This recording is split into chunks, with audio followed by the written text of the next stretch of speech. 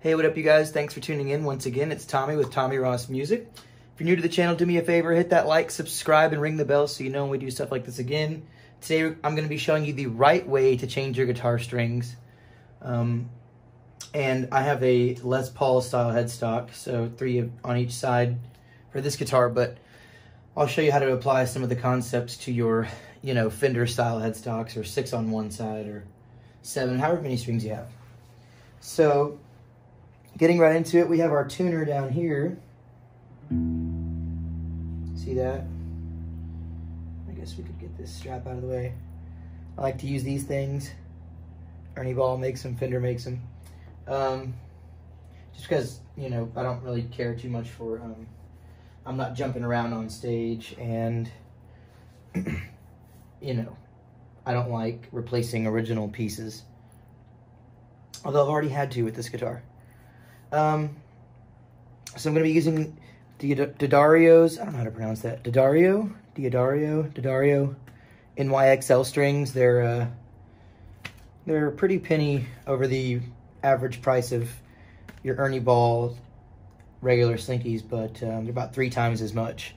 But I've been using them for a while, and they seem to be really trusty. I've never had a bunk string out of here, or a faulty string come out of one of these packages. Apparently they're the best strings to go with because they don't have a middleman involved with the steel process or the nickel process, whatever materials they use. They have their own I guess steel factory or whatever, so they get all their stuff from their own shop. I'm gonna be conditioning the fretboard today with some lemon oil. That's a must if you have a rosewood fretboard, and I got some string lubricant. I'll talk about that here in a second. Got some trusty wire cutters, and we're gonna be winding. I don't know if this thing has any battery left, but I lost the charger, so we'll see how long the Power Peg Pro, how long we can use it until I have to wind with my hands. And if that's the case, I can run back here and get a little hand winding tool. If you have one of those are great. If not, your fingers are fine too. With the technique I'm going to show you, you shouldn't be winding that long. So we're going to start by taking off all of our strings. Before you go and clip your strings, make sure that you've released all the tension. And I like to start from the outside strings and move in, but it really doesn't matter. Just loosen all your strings to the point where if you were to cut it, it wouldn't pop in your face.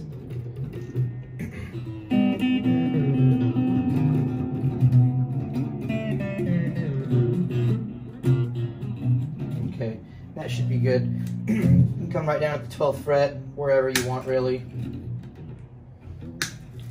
and just give them all a nice little snippity snip here. So you remove your tailpiece, give them all a push, and pull them out. Put your tailpiece back.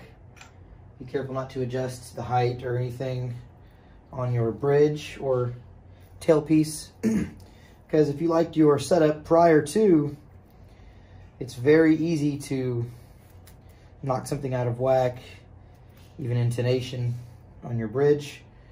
So there you go, wind up your strings and have them ready for disposal. And with these, there's no quick technique like I just showed you with a stop bar tailpiece. You have to just come in and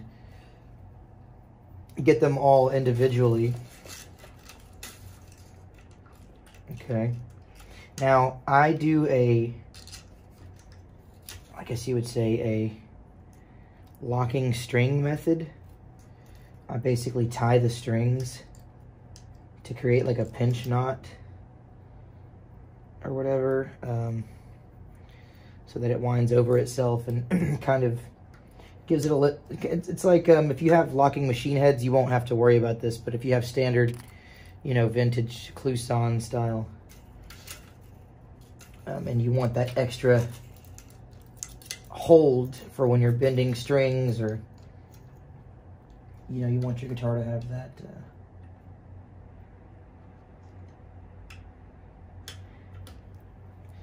extra bit of reliability. So there you go. That's the process there. You just have to come by and one by one take those. What I'll do is I'll stack them all up right here in the hand. Excuse these scars I got. Had to do some heavy work the other day. Alrighty. So got those wound up. Make sure to keep track of all of these, because if you clip off any small pieces and they're just floating around, you could step on them and whatnot. So now that we got the guitar, just like to dust down, get a little bit of the finger dust. I'm not doing a major cleaning today or polishing, but I'll get a little bit of the, sometimes I finger pick, get a little bit of the pick dust and the finger dust off of here. Go ahead and give the frets and the fretboard and headstock a nice little wipe down. And a nice soft paper towel here. It's a company called Viva, or brand called Viva. I don't recommend using paper towels, but these are really soft. So then we'll come in with this paper towel and this lemon oil here. I like to kind of get it, you know, heavy on there, because for some reason when I got, and this is a custom shop R8, but this fretboard to me was just extremely dehydrated and just looked parched. So I'm making sure to not be stingy with the moisture. Also, I'm going to talk about it later when we get the strings on and tune the guitar, but it's good to have some kind of neck brace. You don't want to have your headstock, especially with a set-in neck style guitar, just sitting on the table. You want to have it braced up, and I'll show you why, what that does to the actual angle of the neck and the tonality of the strings will be affected. So I'm going to go back and do just another, and we'll rub it into the grain like this.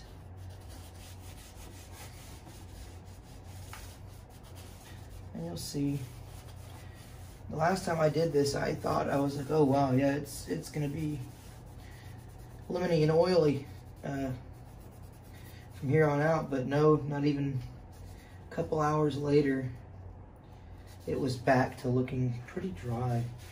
So I'm just going to keep doing this. I'm not going to do another layer as of now.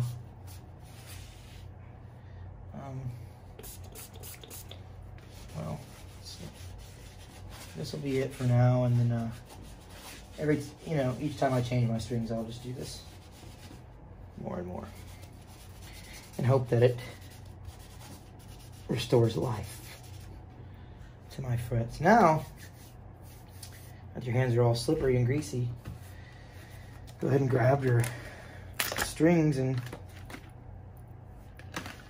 get right to it. I like to keep this pack. I'll show you why. Be careful when you're opening these.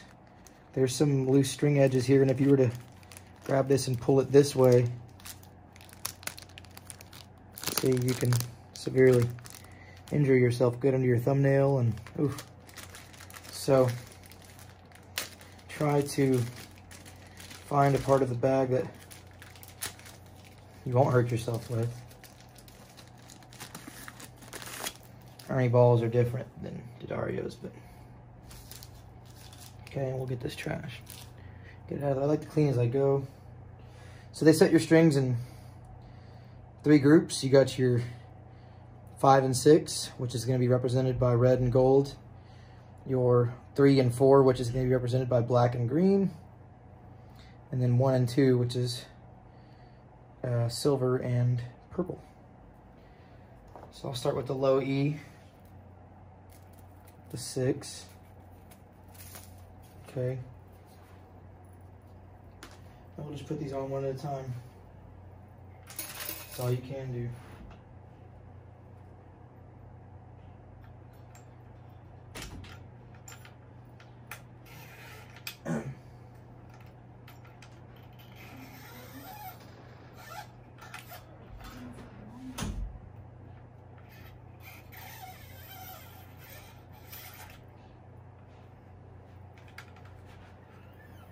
Okay. Cut that volume here. Sorry about that, guys.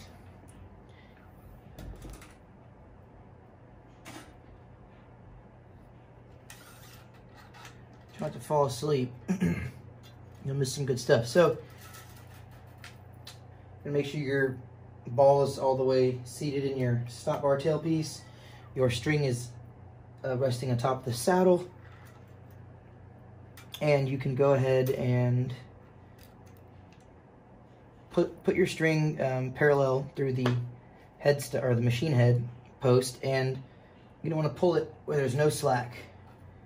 Then you're going to grab to the next post, push that back,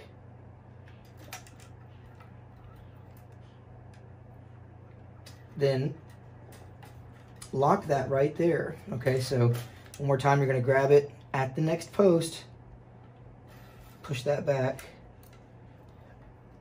and that's going to be the spot that you're going to want to have this much slack so you can wind up your string. So now here's where we do the locking technique.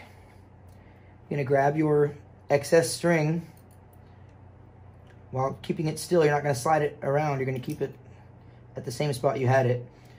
You're going to go clockwise, or basically to the inside of the headstock.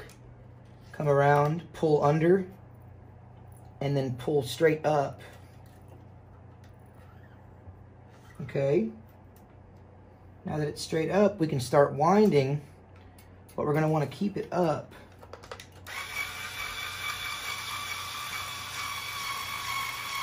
It's a pretty fat string. It's your fattest string, so it's not going to take long to wind up. So now it's been pinched, it's locking, and not only that, you're going to want to see how it has about 2 layers of wind there? So you're going to want to have about 2 layers of wind. Now I could start focusing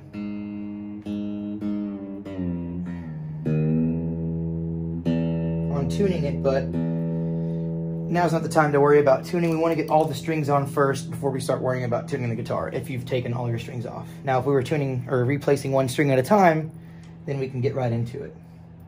So come down here. I like to clip them as I go and get about as close to the wind and post as you can. And there we go. There you have it. So just make sure that you wind these up and keep them all in the same spot so you don't have anybody stepping on them or any freak accidents happening. So our E string is on.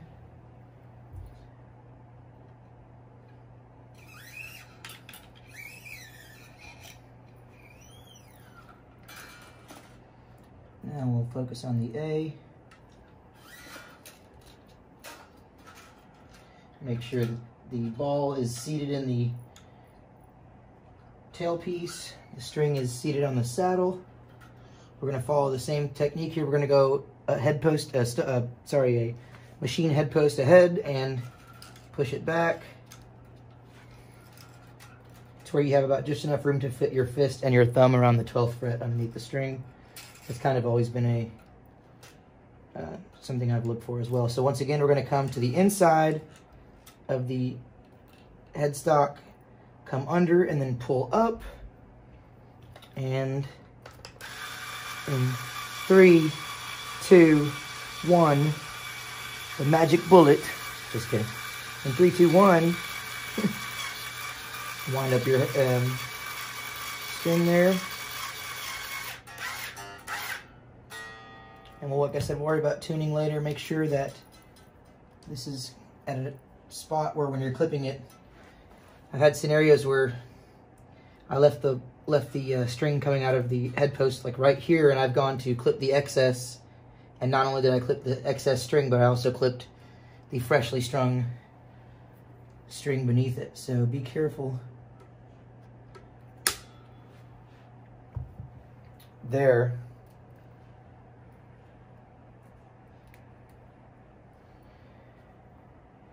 And now we can move on to our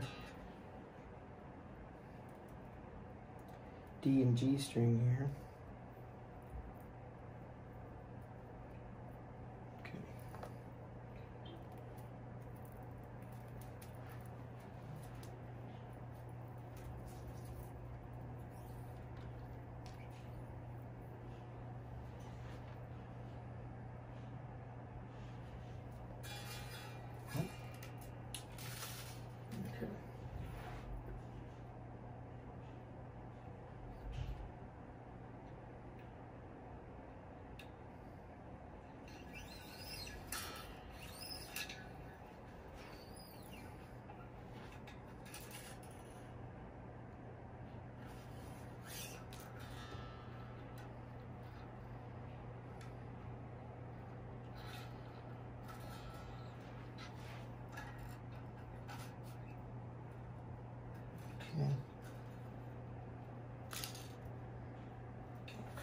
Once again,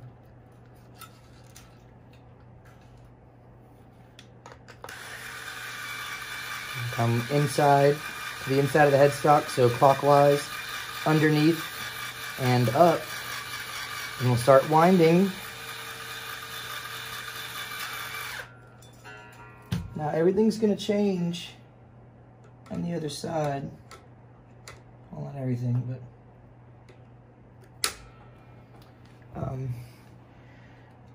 when we get the string through the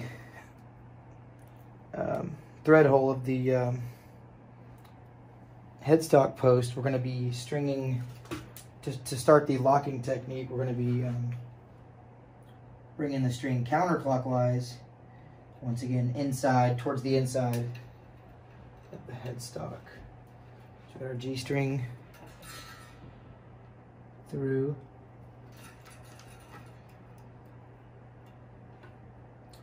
It's kind of straight. Pull it back. I can pull the G string back a little bit further here than normal than I would, because it's a thinner string, so it's you're gonna be able to wind it a few more times. So once again, we're gonna come counterclockwise to the inside of the headstock, still going under the string, and pull up. Okay, and we will then be able to wind.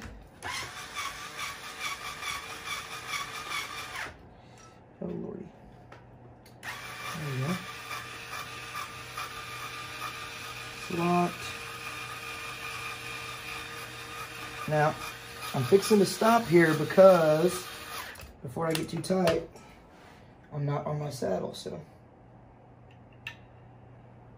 make sure that my string is on the saddle.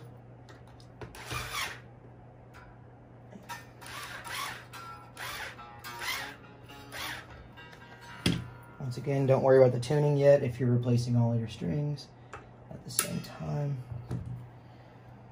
There we are.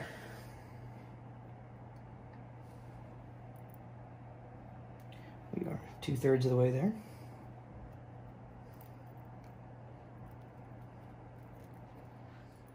All right, let's get back to it. Sorry, I had a little interruption there.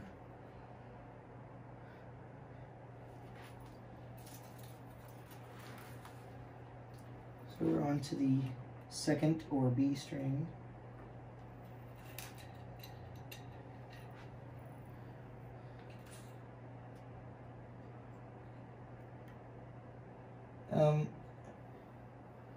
I've seen people take their guitars to like Guitar Center or like to the local guitar shops and just to get them strung. And it just blows my mind because, like, why would you not want to know how to do that yourself? First off, as rude as this may sound, it seems pretty self-explanatory, right? It seems like, you know, I know that I just went at it. I didn't have the YouTube video to kind of,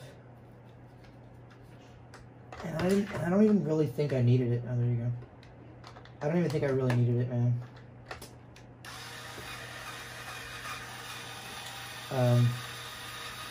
But when it came to learning things like the locking string method, or I guess you could say I did need YouTube.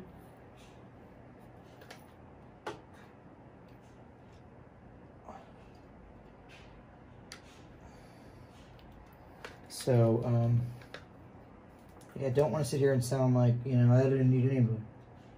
But it is not rocket science, it is physics.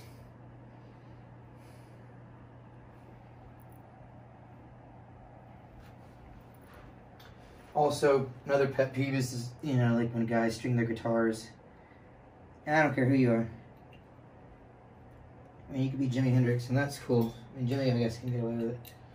But I don't like, because he has that one video with that acoustic guitar where the strings are all wound up. I guess he just didn't have anything to clip it. And there were times when we were younger, we didn't have anything to clip the excess string,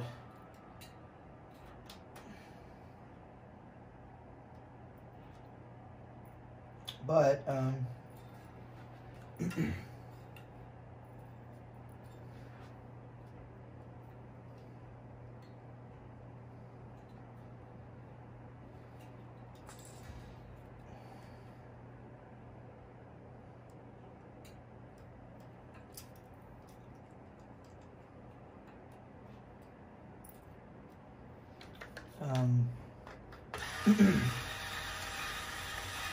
you know, I just can't stand the way a headstock looks with the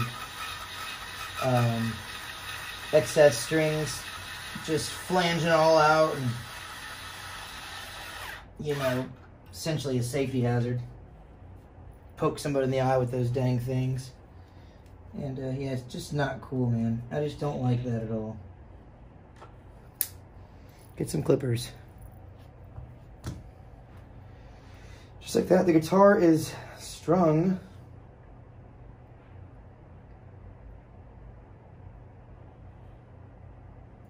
The next process is breaking in your strings, and there's some steps you can take before we even start to tune and get musical, because tuning prior to doing this is kind of useless.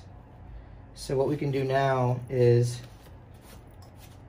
let's see, what we can do now is get these old strings. I love these cases that Dario gives you, because you can just, oh, and there goes all the mess. And just like that, throw that away, toss it, and you're done. Now, before we even get musical and start tuning the guitar, I want to come down here, and don't be afraid to break the strings, okay? I'm going to try to come at all angles, so pushing down with my thumb, pushing sideways with my thumb, pushing the other sideways to the left with my thumb, coming underneath, coming over by the headstock, bending this a little bit, maybe a little bit past the bridge tail here. And same thing with my A string. We're going to come down and really stretch that A string out. Okay, so let's see, listen to the pitch before I do the stretching on the D string. We'll get it up to,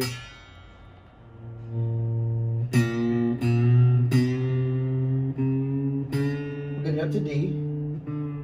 So if you just tune your guitar after you string it and think that it's in tune because it says it's in tune, your woods haven't got adjusted to the tension of all the strings being tuned up to pitch yet. Your strings haven't been stretched out yet. So let's go down and do that stretching process with the D string. After you saw that we had it tuned there. And, oh, we're C sharp. Okay, so we're flat.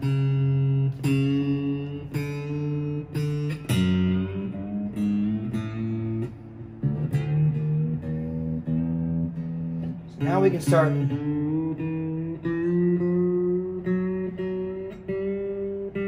start worrying about tuning. So another thing we're doing when we bend these strings is we're taking the slack out of the wind. We're making the wind really tight and flush. There we go. Back down to F sharp, so it was a whole 2 whole notes behind.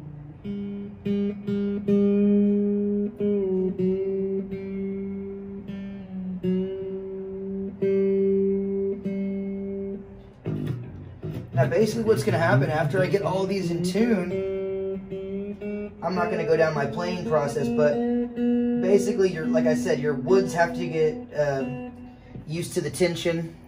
Remember, they just lost all the strings for a little while, so the wood was able to breathe and straighten out. Now we're putting the strings on, and we're tightening it so the wood's getting bent back to its the position that it was, set at.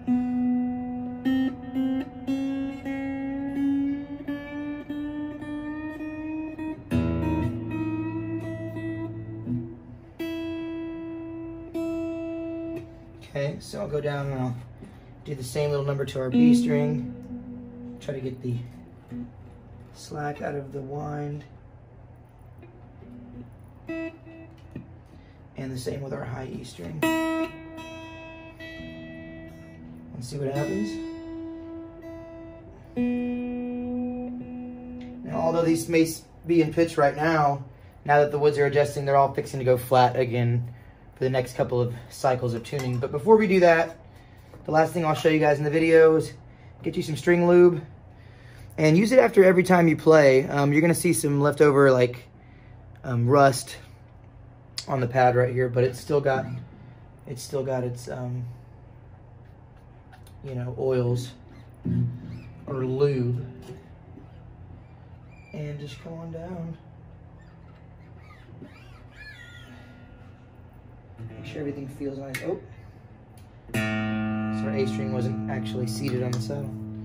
All right, guys, that's it. So you're gonna be retuning for a couple of cycles. Everything's gonna be flat, and you'll notice as each time as you go back, you'll tune from E to E, and when you go back to the E string, it'll be flat, but each time you do that, it'll be less and less flat. So it'll get closer and closer to being ready to go. So there you go. Be sure to like, subscribe, and ring the bell so you can get some more helpful tips like this. And we'll see you next time.